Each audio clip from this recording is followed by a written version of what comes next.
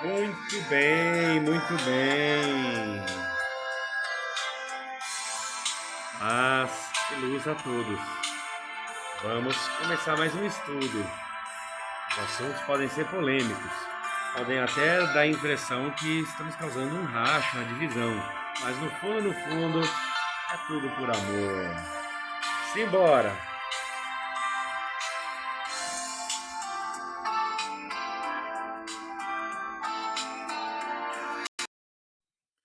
Muito bem, muito bem, muito bem. É, Estávamos outro dia conversando, um grupo de magos, e eles falaram que usam muito os tronos, inclusive na frequência dos minerais, no caso aí, os tronos do amor. De fato, o- os tronos do amor são muito usados, são tronos muito recorridos para resolver pendências e situações de natureza amorosa, daí o trono do amor. Só que muitas vezes as pessoas não sabem que ao recorrer aos orixás do trono do amor, você está buscando força em algo predominante, como a energia dos minerais. É claro, como eu já falei, cada um dos tronos da vida, geração, conhecimento, fé, lei, justiça, evolução e amor, por ali passam as energias de todos os reinos elementais. Porque eles têm vínculos fortes com os tronos naturais fatorais, com os tronos, com os orixás ancestrais naturais fatorais, que é terra, água, fogo, ar, minerais, cristais e vegetais. Então, é óbvio que esses poderosos orixás que dão sustentação à terra, água, fogo, ar, minerais, cristais e vegetais vão dar sustentação aos 7 tronos da vida. E todos esses elementais, todas essas forças elementais vão passar todas as 7 por cada um dos tronos. Então, por mais que um trono predomine nele as ervas, predomine as águas, predomine os minerais, isso não quer dizer que por ali só passam ervas, ou só águas, ou só minerais. Passam as energias de todos os reinos elementais. E, e aí falaram que utiliza muito a questão, por exemplo, quando uma mulher procura e fala assim: olha, o meu marido foi tomado de mim por uma determinada pessoa. E eu quero muito, muito ele de volta, mas parece que ele engravidou a mulher lá e ele tem dó de deixar ela nessa fase. Teria como abortar a distância, e alguns magos falam que vão até pontos de força onde tem muitas pedras, pedreira, cachoeiras, lajedos, algumas montanhas tem também. E ali eles concentram certo tipo de energia, geralmente usando pimenta, camarão, usando bastante casca de algumas ervas, como arruda, folhas de arruda e aloe vera e barbatimão. E ali eles fazem todo um trabalho de feitiçaria e, segundo eles, com os correspondentes vibratórios certos, conseguir coisas da pessoa que façam com que aquele ponto de força tenha vínculo total com a energia da vítima, digamos assim. É só questão de tempo, eles abortam. Eles conseguem fazer com que a pessoa lá aborte. E aí surgiram uma série de comentários, né? Porque, então você está cometendo um crime. E aí, sempre onde tem a palavra crime, vai surgir a palavra pecado. Surgindo a palavra pecado abre um grande precedente para muitas discussões, porque a quem interessa essa crença no pecado? Se não a religiões dominantes.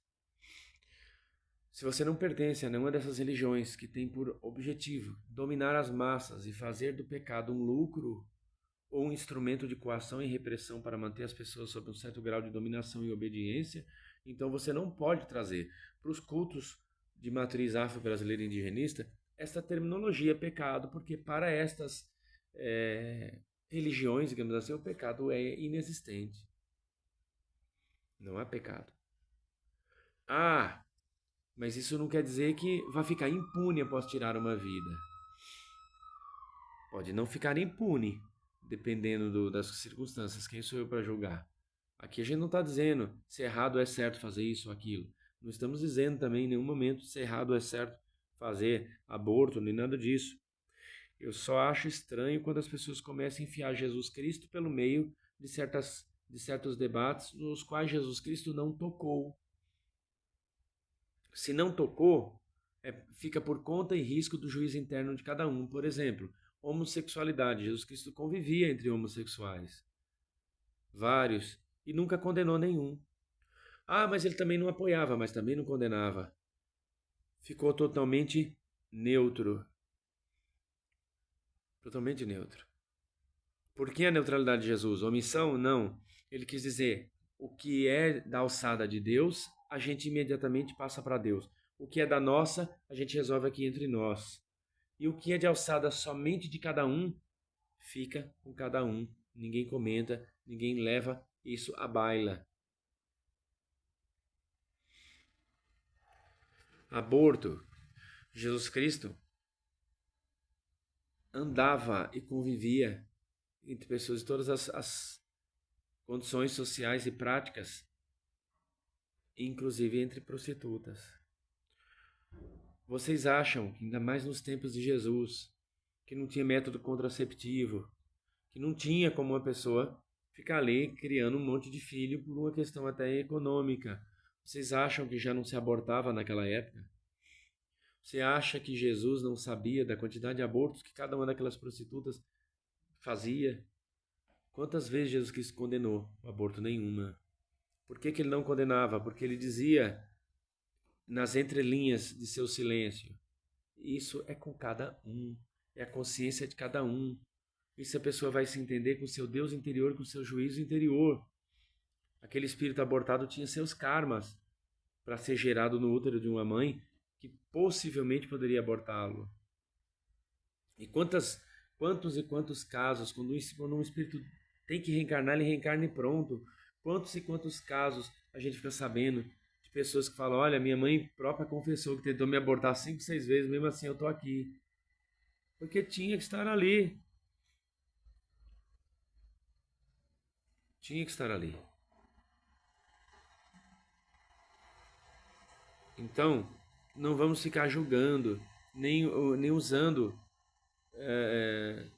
a Bíblia para perseguir essa ou aquela conduta, ou essa ou aquela orientação sexual, essa ou aquela escolha de uma pessoa, porque muitas coisas a Bíblia não toca no assunto, ou melhor, Jesus Cristo não tocava. E se toca em algum livro da Bíblia, aquele era específico de um determinado povo. Como é que você pode pegar? No caso da Torá, ainda foi mais ou menos feita de propósito. 5 livros ali tiveram quase a intenção de se justaporem. Talvez não naquela ordem, mas havia uma necessidade de se escrever uma quantidade de livros, entre aspas, que pudesse dar disciplina, ordenação, legalizar e dar suporte legislativo ao povo judeu. E daí a Torá, a lei. Os demais livros judaicos, todos judaicos, escritos por judeus e para judeus, não tinham a menor intenção quem os escreveu, devido ao contexto cultural e às épocas diferentes, de que um dia a união de todos aqueles livros fosse dar corpo a uma Bíblia que serviria de respaldo para diversas religiões, aos quais não deviam nem ter feito aquilo porque os livros não os pertenciam.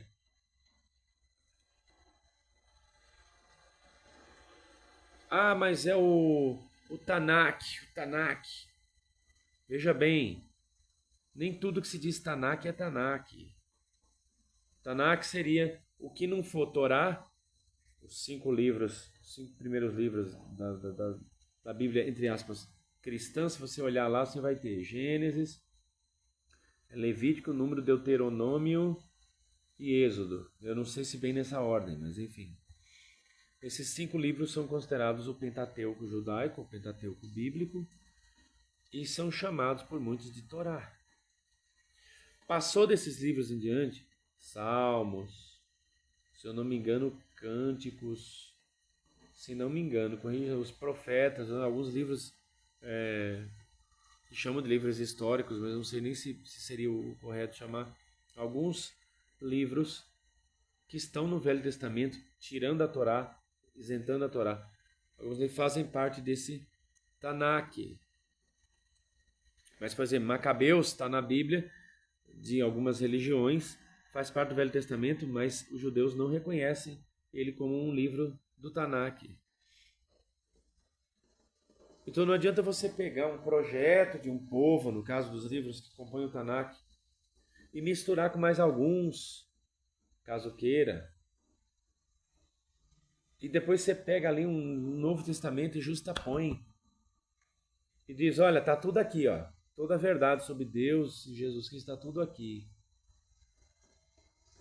Sendo que aqueles livros, cada um deles foram escritos com intenções diferentes, épocas diferentes, povos diferentes, com perspectivas e orientações específicas para aquele povo. Foi escrito dentro daquele espaço e tempo. Não foi escrito para nós, nem para o judeu de hoje em dia. Quanto mais para os restos dos povos. Era para uma determinada comunidade. Tudo que diz respeito a determinados livros, por exemplo, o livro de Ruth, diz algo a determinada comunidade. Não diz a todo o povo judeu. E se não diz nem a todo o povo judeu, e foi escrito por judeus, para judeus, se não dizia respeito nem a todos os judeus, e para os de hoje em dia também não diz respeito a todos, ou talvez a nenhum, o que certas religiões querem ali, folheando aquele livro e fazendo pregações numa coisa que não foi escrita pelo seu povo, nem para o seu povo. E nem devia estar ali, no meio daquele, porque não foi escrito com essa intenção. E aí a pessoa pega e vai lá, ainda vai num outro livro que não tem nada a ver, e fala, olha, aqui no capítulo 7, versículo 12, desse livro aqui, mais o 14, desse 14, versículo 28 desse outro aqui, quer dizer tal coisa, assim, assim, assim. Já não quer. Não quer, é só na sua cabeça.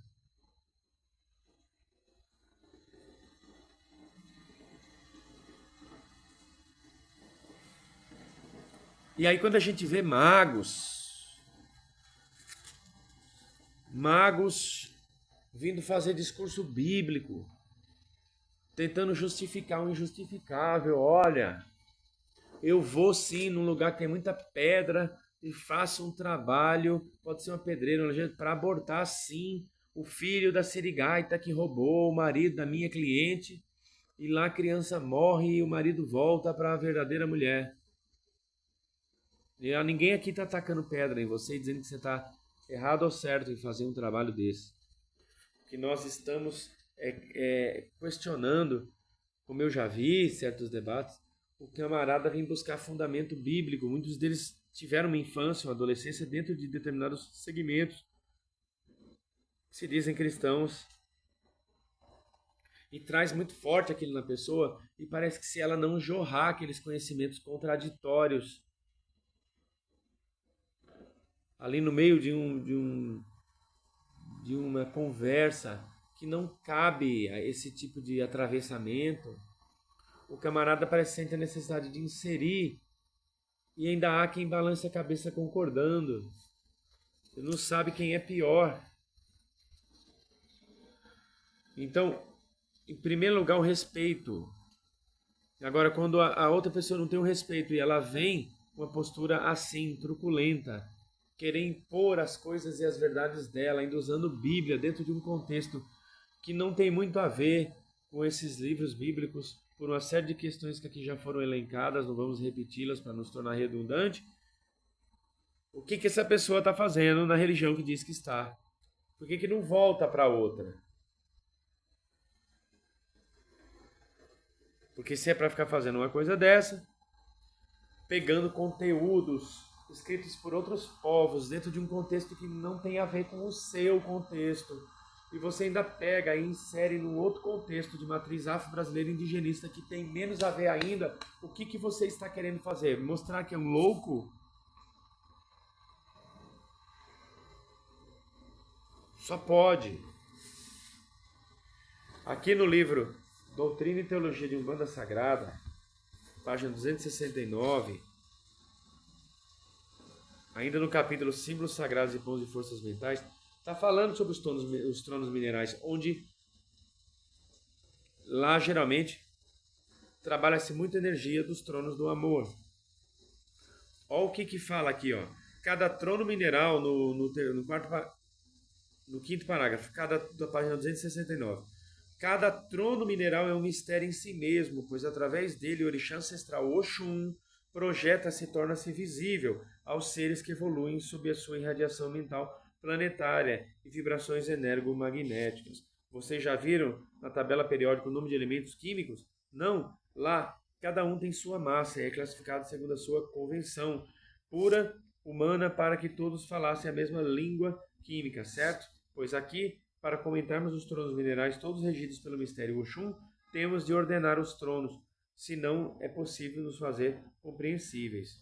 E aí ele dá um pulo e diz aqui embaixo assim, ó, não, a gente dá um salto, ali embaixo, diz assim, logo o mistério Oxum, mineral, entre aspas, por excelência e regente natural de 77 dimensões minerais, todas elas habitadas por seres, possui muitos tronos localizados e muitos degraus específicos responsáveis pela condução desses seres, pois se o mental Oxum atua no nível planetário e abrange a todos os seres viventes e todas suas vitalizadoras vibrações energomagnéticas também atua individualmente sobre a evolução que se processa nas dimensões trienergéticas ou mais, onde seus reinos naturais estão assentados e são regidos pelos tronos localizados, que no ritual de Umbanda recebe o nome de orixás. Aqui está dizendo o seguinte, a Oxum é um orixá cósmico que está além do planeta Terra, mas que o axé dela se concentra através da energia mineral em determinados pontos de força, como cachoeiras, como montanhas também, onde tem água doce.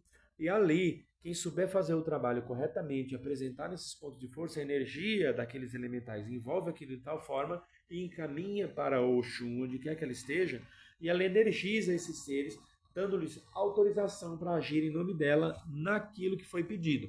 Porém, quando se trata de um aborto, como eu vi no debate, o sujeito lá que se diz sacerdote, falar que faz abortos com feitiços para que as coisas se acertem aqui, ele se sente um grande disciplinador e ordenador da justiça por isso. Na verdade, esses espíritos de luz dificilmente vão trabalhar no aborto de uma pessoa. O que pode acontecer, neste caso, é o seguinte, a intenção de morte daquele sacerdote era tão grande que ele acabou atraindo para o trabalho dele ali seres extremamente desequilibrados que vibram na frequência do amor, mas ainda assim desequilibrados, que vibram ali também na frequência dos elementais minerais, embora desequilibrados, embora em fase de tratamento, muitos deles, ou eles estão ali pedindo ajuda, e puxar esses seres para perto dele, ou às vezes eram até quiumbas, estavam por ali tentando alguma coisa mesmo. E estes seres, em nome dos seres elementais, em nome de Oxum, vão e fazem o serviço. Aí, a pessoa que encomendou o trabalho e o que fez, ficam certamente vinculados energeticamente a esses seres. E um dia, um deverá prestar contas para o outro. Tá?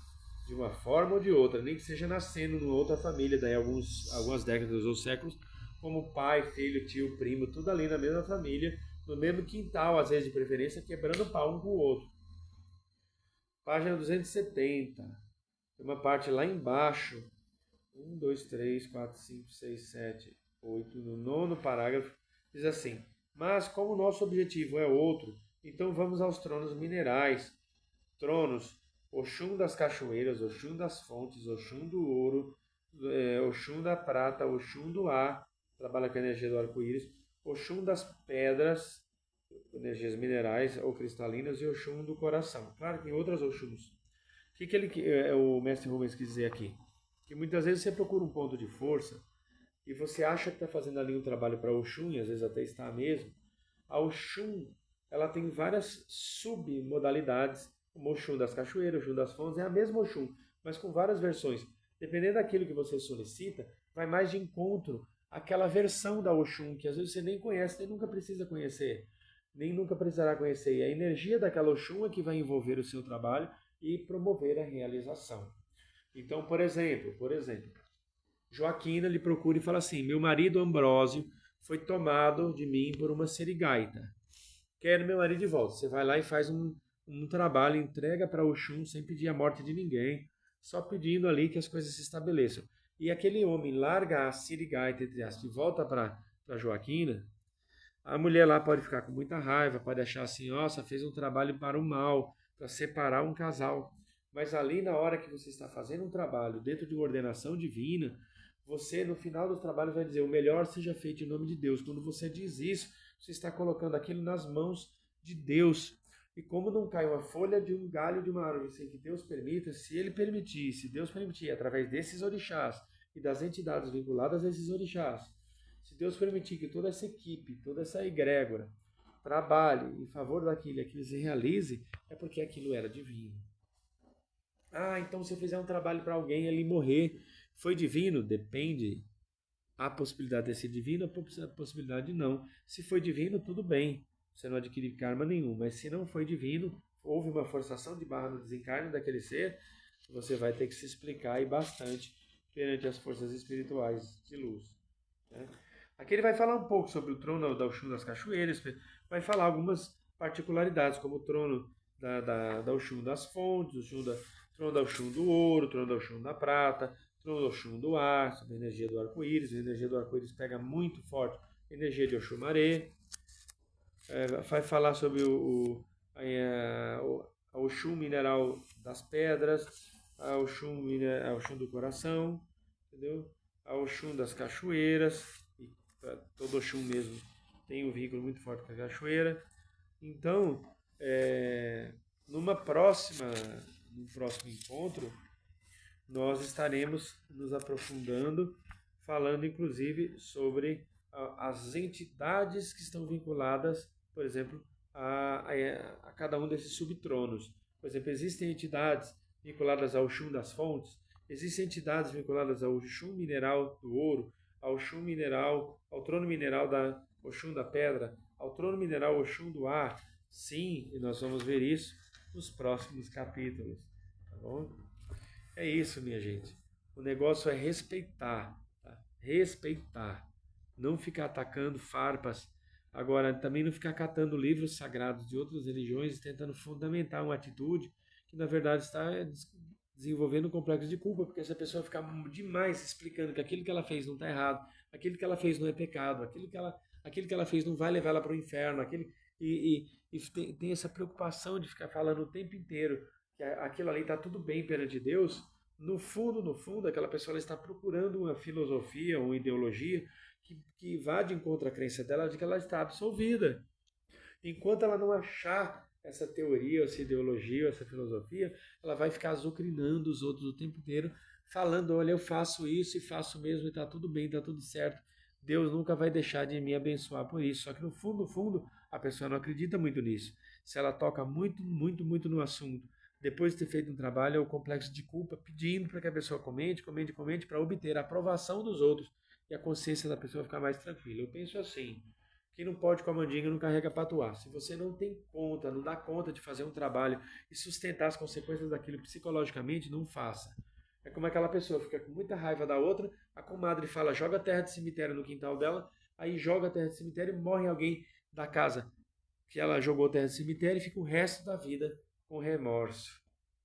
Sendo que o que aconteceu, aconteceu. Não tem que ficar com remorso. Você simplesmente faz e entrega nas mãos de Deus e deixa o universo cuidar.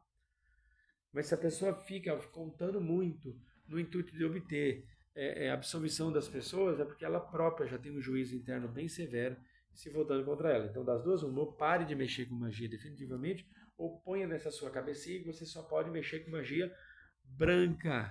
Porque quando você parte para outras modalidades magísticas, a sua cabeça não suporta. Então tem que ter esse discernimento.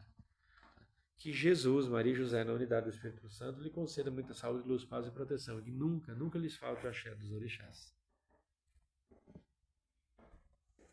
E não deixe de comprar o livro Doutrina e Teologia de Umbanda Sagrada, do mestre Rubens Aracene.